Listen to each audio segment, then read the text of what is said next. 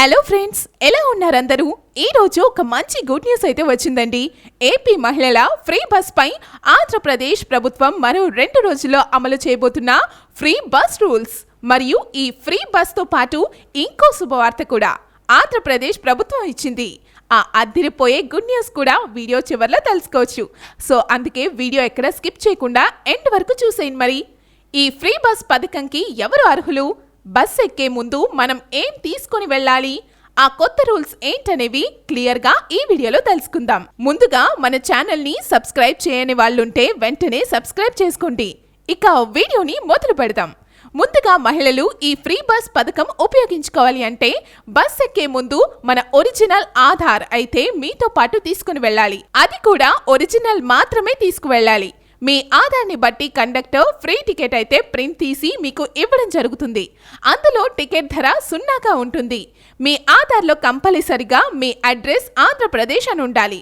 ఈ free bus కేవలం ఆంధ్రప్రదేశ్ మహిళలకు కాబట్టి ఈ ఆధార్ అడ్రస్ని బట్టి మీకు ఫ్రీ టికెట్ అయితే ఇవ్వడం జరుగుతుంది. అలాగే మనం ఏ బస్సుల్లో ప్రయాణం చేయొచ్చంటే ప్రభుత్వ ఆర్డినరీ బస్సులు కానీ ఎక్స్ప్రెస్ బస్సులు కానీ మనం ఫ్రీగా ప్రయాణం చేయొచ్చు. ఎటువంటి ఏసీ బస్సులు, స్లీపర్ క్లాస్ బస్సులు ఈ పథకానికి వర్తించవు. పిల్లలకైతే హాఫ్ టికెట్ తీసుకోవాలి.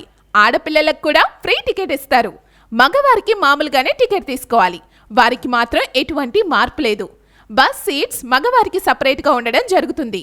మహిళలు బస్ ముందు భాగాన, పురుషులు వెనుక భాగాన ఉండేలా సెట్ చేశారు. బస్ సీట్స్ లో హ్యాండిక్యాప్ సీట్ మరియు కండక్టర్ సీట్ తప్ప ఎక్కడైనా కూర్చోవచ్చు. అదనంగా మరో శుభవార్త ఏంటంటే ఈ ఫ్రీ బస్ లో ప్రయాణం చేసే వారికి లగేజ్ లిమిట్ 10 కేజీల నుండి 14 దాకా ఉంటుంది. వీటికి లగేజ్ టికెట్ అయితే వేరుగా ఫ్రీగా ఇవ్వనున్నారు. ఎవరైతే చిన్న చిన్న రైతులు గాని, పండ్ల వ్యాపారులు గాని ఈ లిమిట్ లోబడి ఉన్న వారికి ఫ్రీగా లగేజ్ తీసుకెళ్లే అవకాశం ఉంది కూడా. సో అదండి ఫ్రీ బస్ కొత్త రూల్స్. వచ్చే వీడియోలో ఫ్రీ గ్యాస్ సిలిండర్ రూల్స్ తెలుసుకుందాం. అలాగే లైక్ చేయడం మర్చిపోకండి. మరి బాయ్.